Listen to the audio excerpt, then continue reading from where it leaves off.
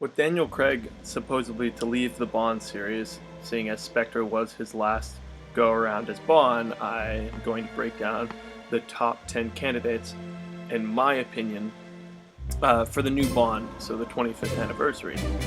Factors to take into account real quick: the plausibility of it, the accessibility of the person, and the fit for my new Bond film. So not maybe what studio executives want, but what I want. And we'll get into that the more I show you people. So I'd like an honorable mention of Michael Cera. I love Michael Cera, and I don't think he'd play Bond well, but he's a really great guy. And moving on to number 10. At number 10, I have Sam Smith.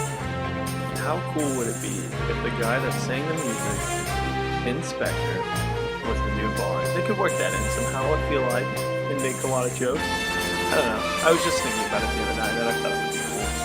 But it's not that serious, obviously, because that's number 10. Anyway, moving on to number 9. At 9, I have Liam Hemsworth. Liam really hasn't proven himself as a great actor or anything like that. I mean, he's in the Hunger Games. He doesn't do a bad job, but he doesn't do a great job. But he looks like Bond. He's fairly young, and that's kind of what I'm looking for in a newer, edgier Bond. I want to see a Bond, so the first one, a younger Bond, and then we get to see him grow up and become a little bit more tired.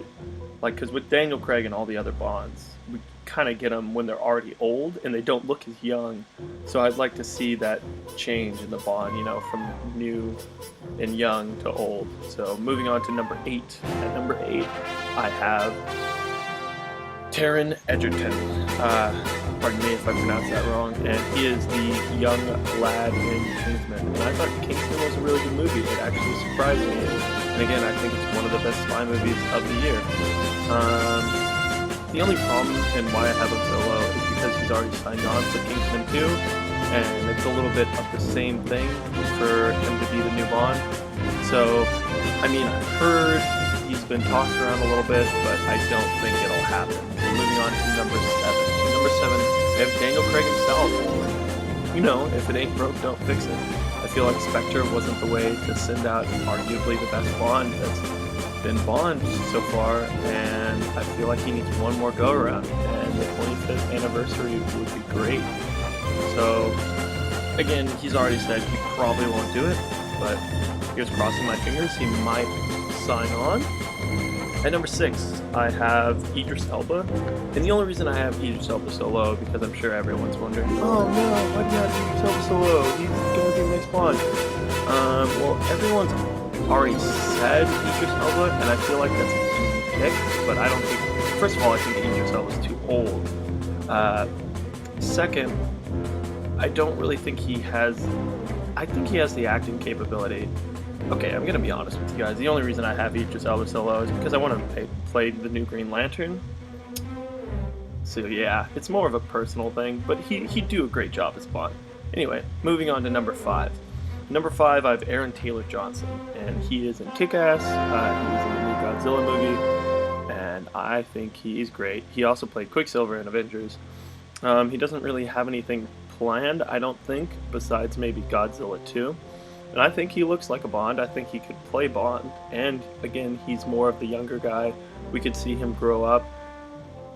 And he looks nice in a suit and tie. That's important. He could bring a lot of people in. I feel like he has acting capabilities ready for Bond or ready for a bigger role. So it would be interesting to see him in that. Moving on to number 4.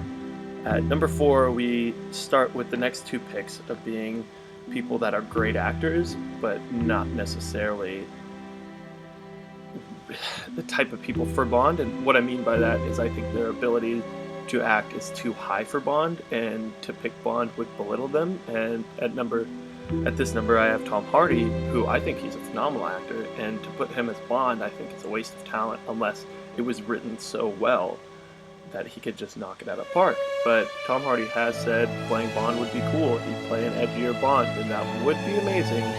I'm not going to argue, but I feel like that's a waste of capabilities he has, and he doesn't really look like Bond. I don't get the part of Bond with him. I see him more as a Bond villain. So moving on to number 3, I have Michael Fassbender. And Michael Fassbender, I feel like, could knock this role out of the park if he selected it. Ultimately, it's up to him to decide because I haven't heard anything that he wants to play Bond.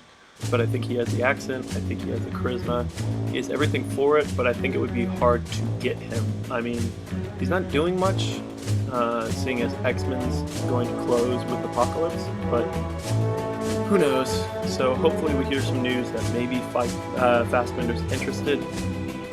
Moving on to number 2, we have Henry Cavill, and if Man from U.N.C.L.E. was Henry Cavill's, I pronounce that wrong every time, but Henry Cavill's resume for Bond, then he knocked it out of the park, and he should be the next Bond. I mean, it will be hard to get him with a couple of roles in the new superhero movies, but you could get him enough time to do both, I feel, so it wouldn't be that much of an issue. He actually was rumored to be the Bond before Daniel Craig, but at the time, the director of Casino Royale said Cavill was too young for the Bond he wanted. So I feel like this would be a great choice for them. And he's probably the best person to get people into seats. So I don't understand why they'd want him the most. Moving on to number 1. At number 1, I have a pick that probably no one's been talking about, and it's just what I think would fit best, and a lot of people are going to be mad. At number 1, I have Robert Pattinson. And I know everyone's thinking, oh, Twilight, ew, gross, but I think he could be a phenomenal actor for Bond. I think he has acting chops, and I feel really bad for the guy because he was in 5 terrible movies of the Twilight franchise, and that may always haunt him. I feel like the guy fits the part of that younger role again, and he can do an edgier look, and he's suave, he can fit the Bond part so well, that I feel like more people need to be talking about that. I mean, he has the accent, the way he talks, the way he walks. He could be a perfect Bond, and I feel like he could be more of the psychopath Bond, where he has a little bit wrong in his head, but he's still, just trying to get through. And we can see that, like, as the movies progress, it affects him more and more. So that's my top 10. Let me know how you felt about it, and thank you for watching.